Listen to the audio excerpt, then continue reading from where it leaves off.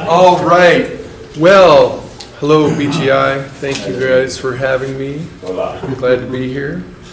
Got the clicker, got the slideshow, and we have a topic. And that is 5 simple things you can do to promote your business.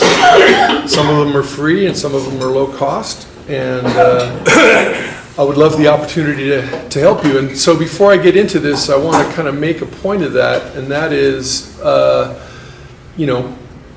I have quite a bit of experience with all things digital, and they change over time. They even change on me. I got into a thing called Zapier the other day working for a client, and the whole interface had changed. It's new, it's updated.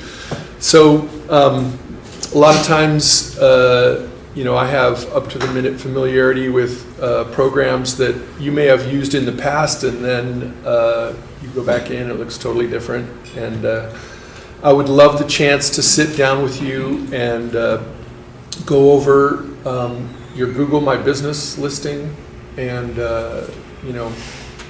I would say that anyone who wants to sit down with me, I'll give you free consultation, just a way to sit down with you and show you my value and maybe help you figure out something that's been bothering you with your business. So hopefully you all take advantage of that. Not all at the same time, over time. Okay, so Sean Sloan, Open Interactive. I do online marketing, I build websites, and I'm here to talk to you about 5 things you can do to promote your business that are free or low cost. So, a lot of people have forms on their sites, and they are gathering information about their clients. These are contact forms, and a lot of times people are not using that information. And the information can be leveraged. In some cases, you can download things as a spreadsheet and have a set of contacts going back years, and these people represent warm leads because they've contacted you once and they're interested in your service. So it's important to do an assessment of what you've got in terms of that asset and market to them again. You could do it simply through email. You don't have to have an email marketing program like iContact or Constant Contact or one of the fancier ones that does automated marketing. You can do it in small batches individually. In fact, that might elicit the best response. You can also, most forms have a phone number field, and a lot of times, I think in today's digital age, people are getting bombarded with ads everywhere they turn. A phone call might be the new, golden ticket, hot tip, secret. Another thing that's very important, of course, is online reviews. If anyone's going to give you an online review, it's somebody who's contacted you in the past. Even if, like Mark, you've only given them free advice. If they've contacted Mark through his form on his site, and they haven't given him a review, he could use the contact information that he has there to reach out to them again and say, hey, if you were thankful, I would sure appreciate a review. Yeah. Then you can also ask those people for referrals. Termite Terry is really good about following up with existing clients and getting referrals of actual business. And that could be done via email or phone. Calling to check in with people. I think that, like I mentioned before, that the personal touch could bear, significant value in terms of reaching out to people and asking them about their experience, with you, and really kind of garnering some business and intelligence from that phone call. Then it's possible also to do anonymous surveys. There's all kinds of great online survey softwares. SurveyMonkey is one of them, but surveys can be done even in Google Forms, which are free, and it can be put right into a database from the form to kind of ease the process of analyzing and using the information. It could become just like a spreadsheet of contacts, and you could use it like that. Then again, also testimonials for your website. I know like John Thomas, for instance, has a good number of excellent testimonials from customers, and they've come in various forms.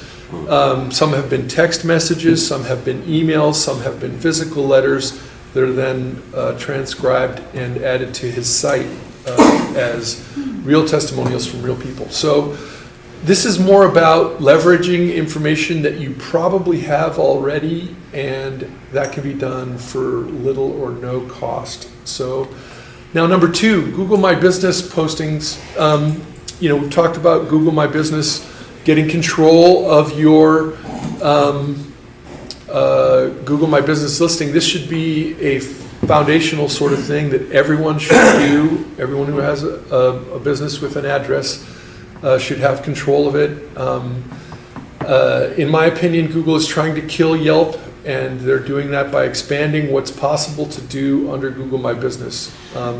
Google My Business is the place where online reviews happen for the Google Maps property, and you can respond to them there as well. You can add pictures, and now you can also do postings. When you have special, seasonal things or, reminders, sometimes there are calendar reminders that people would have, like the tax business would be a perfect, example of that, where, there are deadlines, hard and fast deadlines that people need to be, kept aware of. So Google My Business posting could be done in that way. And that's one of the things that I could help you get control of if you don't have control of it already in our free consultation offer that I put out. Okay, this is what Google My Business postings look like. They are down and to the right-hand side, there's a column in Google search results, and you can see that there are actually multiple postings listed in the one on the left-hand side, and people can click through there and get more information. So there are free tools provided by Google. They're very interested in people's user experience when they come to your website from the link they click on a Google ad or a Google Google organic search results. So they have tools. Page speed insights is a way to tell how quickly your site loads into either their desktop browser or on their cell phone. There's also a mobile-friendly test tool that Google has made available. Both of these are free to use. All you need is a Google account, and you can you might not even need a Google account to access these. I don't think you do. If you just search for those terms, page speed insights or Google mobile friendly test, the page will come up. You can type in your own domain name and see how your site performs in terms of page speed and mobile friendly. So the whole reason these things are important is because cell phones are becoming the predominant way in which people access websites, and so your website really needs to conform to best practices and be as fast as humanly possible. Okay, number 4, social media is the 800-pound gorilla in the room that is not going away. They are, separate silos of user audience, and they deserve to be looked at seriously. For business people, I think it's important to stay on top of LinkedIn, maybe more than, say, Facebook or Instagram. But there are people in here, Victor, for instance, who uses Instagram quite adeptly. He's a younger guy. He understands how the ecosystem works, and he's a good example of what can be done in that way. Some of it is what they would call brand building, in which you are, saying, here we are, this is what we do, these are our successes, and, It can take the form of videos, still pictures, and links out to your website and other things like that. Creating a YouTube channel is free. I was going to show one example of, let me just do this real quick, of a person's, this is Terry Goldfarb. I'm trying to get her to come to the group. She's a woman who's very involved in networking with women. And so, we talked about how our group could use some more women as members. And we would love to get to a 50-50 mix of people. That would almost double the size of our group. That would be a super healthy thing for us to do in the coming year. But Terry, I helped her with her profile on LinkedIn, and this is another thing that we could work on in your free consultation when you call me and set that up. See how I slipped that in there? Yeah. Pretty good. Thankfully she had a nice headshot, professionally taken, but those things are easier to get now than ever with the advent of super high quality cell phone cameras. So run right out and get the iPhone 11. Okay, now let me go back to my presentation real quick.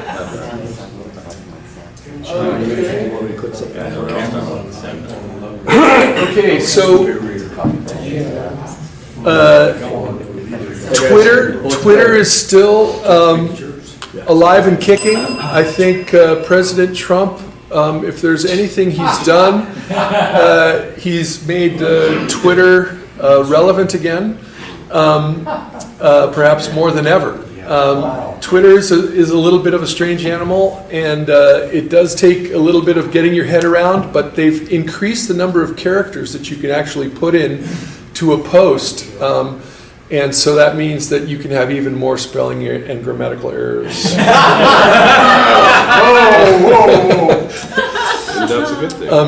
And we won't even get into truthfulness, but Facebook and Instagram are interesting because not only can you have profiles there and really do solid brand building, but they have their own advertising elements as well, and those could deserve to be looked at very carefully because especially with Facebook, there's an enormous amount of demographic information, and you could really kind of laser focus your ads to groups that are important to you.